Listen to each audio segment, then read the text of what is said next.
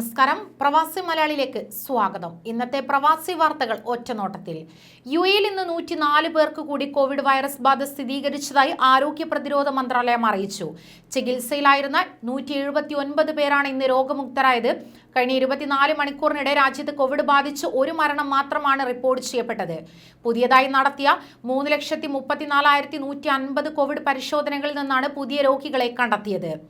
ഖത്തറിലെ 79 പേർക്ക് കൂടി കോവിഡ് സ്ഥിരീകരിച്ചതായി പൊതുജനാരോഗ്യ മന്ത്രാലയം അറിയിച്ചു. 107 പേർ കൂടി രാജ്യത്ത് പുതിയതായി രോഗമുക്തി നേടി.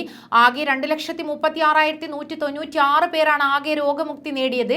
പുതിയതായി സ്ഥിരീകരിച്ച കോവിഡ് കേസുകളിൽ 56 പേർ സ്വദേശികളും 23 പേർ വിദേശത്ത് നിന്ന് മടങ്ങിയെത്തിയവരുമാണ്. കോവിഡ് ബാധിച്ച് 24 മണിക്കൂറിനിടെ മരണങ്ങളൊന്നും റിപ്പോർട്ട് ചെയ്തിട്ടില്ല. പ്രതിരോധ വാക്സിൻ സ്വീകരിക്കുകയോ അല്ലെങ്കിൽ കോവിഡ് രോഗം ബാധിച്ച് രോഗമുക്തരാവുകയോ വഴി ഗ്രീൻ ഷീൽഡ് സ്റ്റാറ്റസ് ഉള്ളവരുടെ ക്വാറന്റൈൻ നിബന്ധനയിൽ ഇളവ് വരുത്തി ബഹ്റൈൻ ഭരണകൂടം.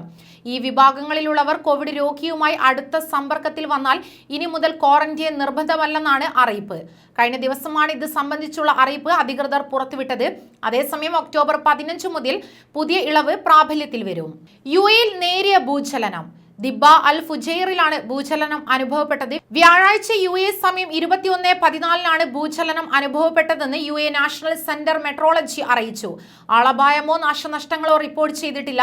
പ്രദേശത്ത് ചെറുതായി ഭൂചലനം അനുഭവപ്പെട്ടെങ്കിലും യുഎയിൽ യാതൊരു സ്വാധീനവും ഉണ്ടായിരുന്നില്ലെന്നും NCM വ്യക്തമാക്കി.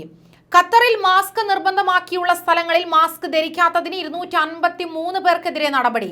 ഇവരെ പബ്ലിക് പ്രോസിക്യൂഷന് കൈമാറിയതായി ആഭ്യന്തര മന്ത്രാലയം അധികൃതർ അറിയിച്ചു. മൊബൈൽ ഫോണുകളിൽ ഇഹ്തിറാസ് ആപ്ലിക്കേഷൻ ഇൻസ്റ്റാൾ ചെയ്യാത്തതിന് 6 പേർക്കെതിരെയും നടപടിയെടുത്തു. രാജ്യത്ത് കോവിഡ് നിയന്ത്രണങ്ങളിൽ ഇളവ് നൽകിക്കൊണ്ടുള്ള ക്യാബിനറ്റ് തീരുമാനത്തിന് അനുസൃതമായാണ് നടപടി സ്വീകരിച്ചതെന്ന് അധികൃതർ അറിയിച്ചു. ഒമാനിൽ സ്വദേശിവൽക്കരണം നടപ്പാക്കുന്നതിന്റെ ഭാഗമായി ആരോഗ്യ മേഖലയിൽ 117 സ്വദേശി ഡോക്ടർമാരെ നിയമിച്ചു. 1000-ലധികം പേരെ ആരോഗ്യ മന്ത്രാലയത്തിന്റെ മെഡിക്കൽ പാരാമെഡിക്കൽ ഭരണ വിഭാഗത്തിലേക്ക് നിയമിച്ചതായും മന്ത്രാലയം അറിയിച്ചു. 176 സ്വദേശികളെ ഭരണ സാങ്കേതിക വിദ്യാ വിഭാഗങ്ങളിലേക്കാണ് നിയമിച്ചത്.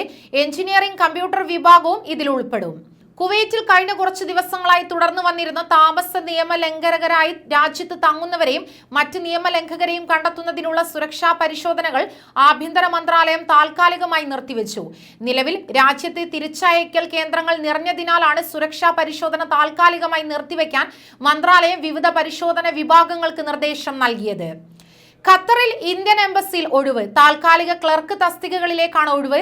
പ്രാദേശികമായി റെക്കോർഡ് ചെയ്യുന്ന താൽക്കാലിക ക്ലർക്ക് ഒഴിവിലേക്ക് യോഗ്യരായവർക്ക് അപേക്ഷിക്കാം.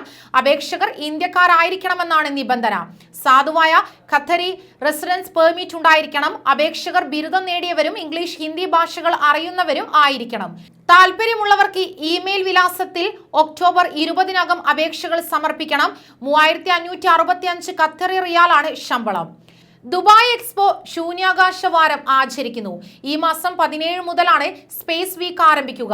ശൂന്യാകാശ പദ്ധതികളുമായി ബന്ധപ്പെട്ടുള്ള ചർച്ചകൾക്കും പരിപാടികൾക്കും എക്സ്പോ വേദിയാകും. ഈ മാസം 17 മുതൽ 23 വരെയാണ് ദുബായ് എക്സ്പോയിലെ ശൂന്യാകാശ വാരാചരണ പരിപാടികൾ. UAE space agency, Mohammed bin Rashid space centre എന്നിവയുമായി സഹകരിച്ചാണ് വാരാചരണം. എമിറേറ്റിലെ ജീവിത ചെലവ് കുറയ്ക്കാൻ വാടക കുറഞ്ഞ മേഖലകളിലേക്ക് കൂടുതൽ കുടുംബാംഗങ്ങൾ മാറി താമസിക്കുന്നതായി റിപ്പോർട്ട്. സ്വന്തമായി യാത്രാ സൗകര്യമുള്ളവരാണ് കുറച്ച് ദൂരെയാണെങ്കിലും മാറുന്നത്. മുസഫ മേഖലയിൽ നിലവിൽ താമസിക്കുന്നവർക്ക് കരാർ പുതുക്കുമ്പോൾ വാടക കുറച്ചു നൽകാൻ ഫ്ളാറ്റ് ഉടമകൾ തയ്യാറാവാത്തതാണ് ഇതിന് കാരണമെന്ന് ചൂണ്ടിക്കാട്ടുന്നു. കോവിഡ് നിയന്ത്രണങ്ങളിൽ ഇളവ് വന്നതോടെ കുടുംബങ്ങളുടെ വരവ് കൂടിയത് ഫ്ളാറ്റ് ആവശ്യക്കാരുടെ എണ്ണത്തിൽ വർധനവ് ഉണ്ടാക്കിയിരിക്കുന്നു. കൂടുതൽ വാർത്തകൾക്കായി ഈ ചാനൽ സബ്സ്ക്രൈബ് ചെയ്യുക.